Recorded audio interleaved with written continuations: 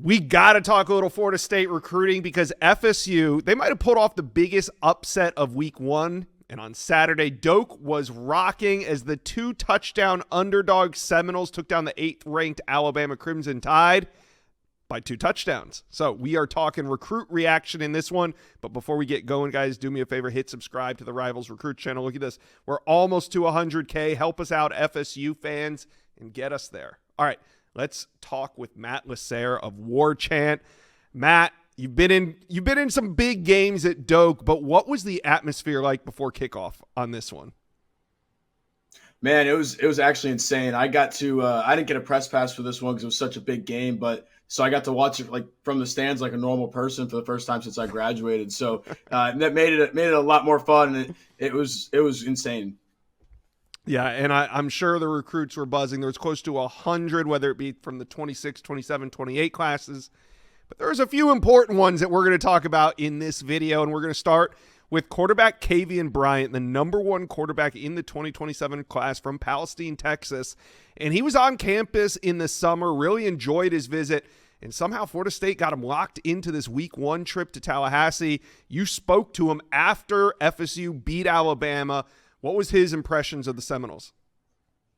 Yeah, we'll actually probably speak to him again on Monday because it's like a 2.5 day visit. So, but yeah, his impressions were high. He got to the game late due to travel delays, but he really liked the offense. He was just happy he was there to watch it, and his style of quarterback fits in it perfectly. And I think he really saw that and saw the vision of a Gus Malzahn offense and how he could play in that a lot. And then on Monday is more of a going to see a practice, meeting with the coaches. He'll meet with Norvell on Monday.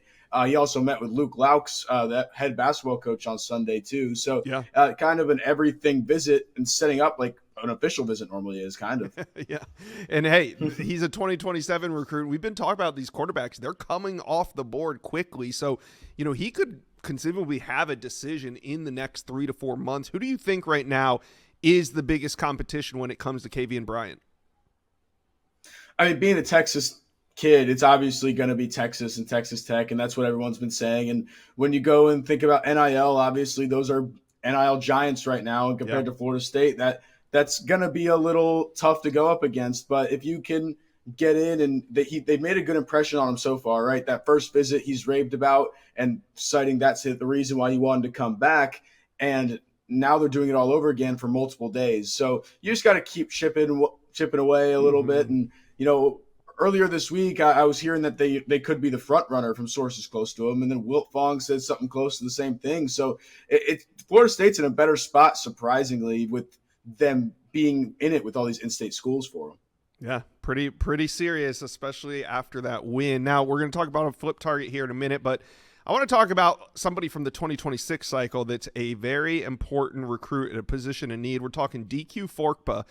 And he's an uncommitted linebacker at 6'2", 220, and he's at St. Francis Academy up in Maryland. And he was supposed to make his decision in July, and if he did pull the trigger in July, it was going to be the Florida Gators. He held off on that and is going to make a decision at some point during the season. So DQ Forkpa shows up in Tallahassee this weekend. What did it mean to have him there for such a great defensive performance?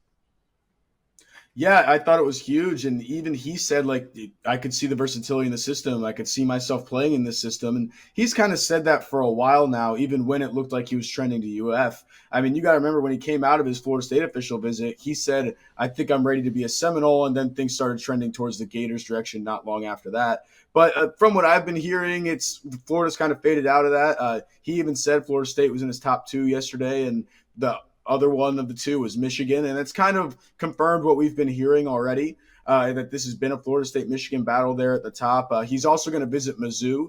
They've come into the picture. That is later this month, September 27th. And, I mean, it's going to be weird to see when he makes this decision. I've heard from sources close to him it could be September. And then yesterday he said probably within the next 2 months. He doesn't want to do it right now. He said he has no clue where he wants to go right now, but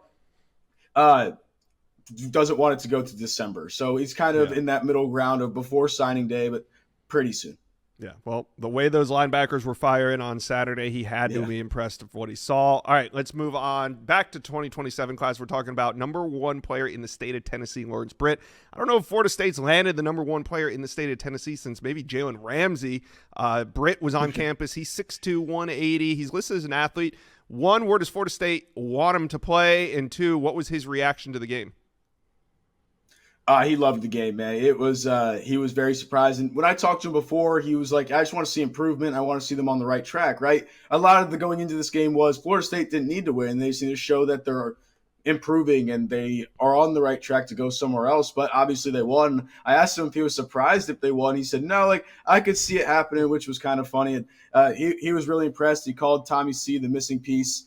Florida State likes him at wide receiver, I believe. But what was interesting, or at least what I found interesting, was he said he talked to the whole offensive staff from running backs coach Yak to Tim Harris Jr. And everyone in between there. So it's kind of a true athlete. Yeah. And you mentioned Tennessee. Well, he's from Memphis. Obviously, Norvell came from Memphis, so has some ties there. You have an assistant on the staff, actually assistant tight ends coach, Preston Brady, who's from the Memphis area. So he's been doing a lot of work there and been his main guy. And Florida State's definitely a school to watch for him. I think they were close to the top going in, and they just made a better impression. He told me that, it gave him a lot to think about, and it gave his family a lot to think about after this game. All right. Let's talk about some flip buzz right now. Yeah, 4-star edge, one of the top 10 edges in the country for the 2027 class, Jabaris Garar, who goes by Chicken. So Chicken Gar was on campus, and the thing here is... Great nickname, right? Yeah, great nickname. He is committed to Alabama, 6'2", 215 pounds, out of Mobile, Alabama, but there is some buzz that he had a really good time. What are you hearing?